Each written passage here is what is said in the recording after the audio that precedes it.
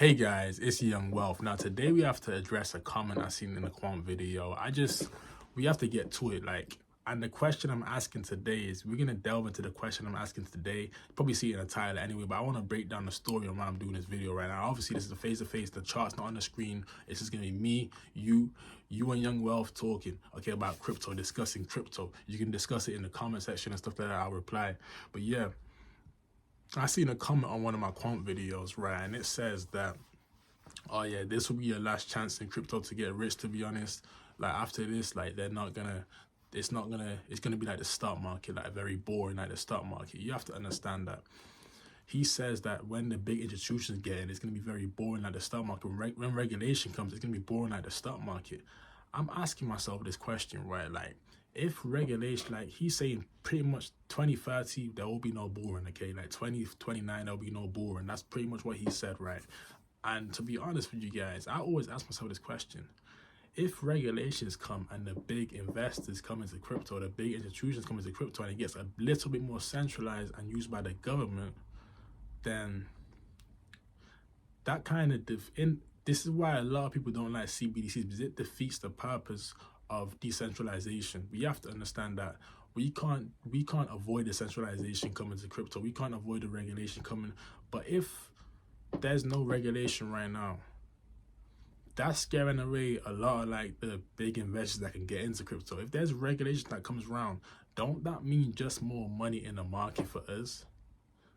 Don't that mean like QNT will be worth, instead of being worth 4,000, it'll be worth 10, 15, 20,000 because it's being used in these government financial instruments, like in terms of CBDC. Like, won't that just make the price of QNT a lot higher than what it is this bull run and the bear market right now and the bull run coming up? Like, will that not just mean that QNT will be worth more in the next 5 years, in the next bull run, that bull run after this? Like, I'm just asking myself this question. I really believe, like, once there's regulation, yeah, a lot of the coins that were pumping crazy, they will no longer be here. Like, a lot of them they're not gonna stand the test of time, to be honest with you, and a lot of them don't have the money to fight the SEC.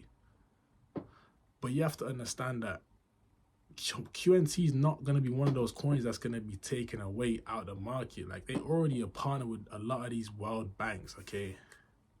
They are partnered with the Bank of Central England, and they are partnered with the Central Bank of England, my bad, and the BIS already. So it's at a point where, like, why would they want the price to crash if they're already partnering with these big institutions anyway? Why would government want the price to like? You have to understand that no matter what happens, they can't change the code. So you have to understand, they can't change the code of QNT or what it does. They can't they can't blackball it. It's impossible. So they just have to use it and comply. They have to just use it. That's why they're doing this partnership. So I'm thinking to myself, we're gonna answer the question right now. Is this your last chance with QNT to get rich? Is 2025 gonna be your last chance to get rich with QNT? In my humble opinion, it's not gonna be the last chance. I just have to say that real quick. I don't feel it's gonna be the last chance. I feel like after that, like, if you were smart bees, you have to understand, not everybody's gonna be a millionaire in this bull run, bro. Not everybody is gonna be a millionaire in this bull run, okay? So you have to ask yourself this question: like, if I'm not gonna be wealthy in this bull run, then I have to be smart with the little profit I get in this bull run and actually reinvest it in the next bull run. Not financial advice, you have to understand, but that's what I'm doing though. Now, I will take a little bit of cash profit and put it into fiat, but for the most part, I'm keeping at least 6 figures in crypto, at least. Like, that's the bare minimum. Like, you have to understand, at least all that's going in the stable coin when I take profits, and then I'm buying back in the 2027 bear market, because I feel like that'll be the biggest crash ever, bro. I feel like 2027 will be the biggest crash ever. That's why you have to understand, I'm prepared for that day. And guess what? If we end up not having another bull run in 2029, I don't really, like, I'm going to have enough fiat money already, but a lot of people, they have to take the bigger risk of, like, yo, if there's not another bull run, which I think there will be, like, I'm 95% positive there'll be another bull run after this one. I just feel like there'll be the biggest crash, so it's going to take a lot more money to recover, but I feel like there'll be a lot more people in crypto by 2029. So at the end of the day, it's to the point where, like, that's only going to bring in more retail, because we have to understand, you have to look at the sheep. What do the sheep want? Sheep love CBDC. The sheep really love like the fact that you can have a digital dollar, a digital pound, stuff like that. They're lazy, so they want shortcuts to things. Okay, so if the CBDCs are loved by these people, the masses, then by 2030, a lot of these people are gonna flock into crypto automatically without even knowing it, because they are using the technology of crypto. They're using certain tokenomics to actually spread this money or spend this money. So it's to the point where like I'm excited for the future. So I just have to make a short video.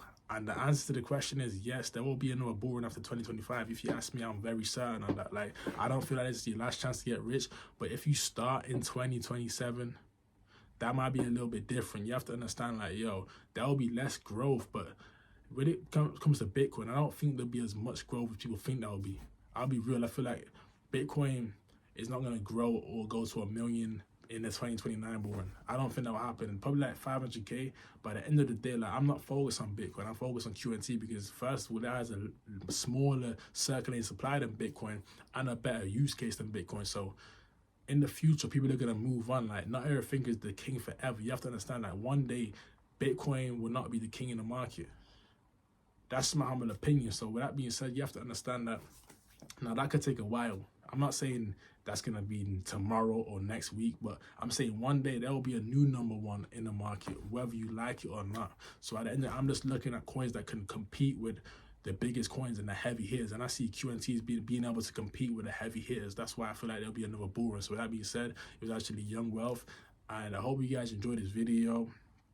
And if you guys want to further support the channel, join the Patreon. Over there, you'll learn about new gems. You'll be invited to our Discord. We talk about crypto daily. If you want to be a part of that, just click the link in the description, smash the like button, hit the sub button, hit the noise. And with that being said, Young Wealth is gone. Peace.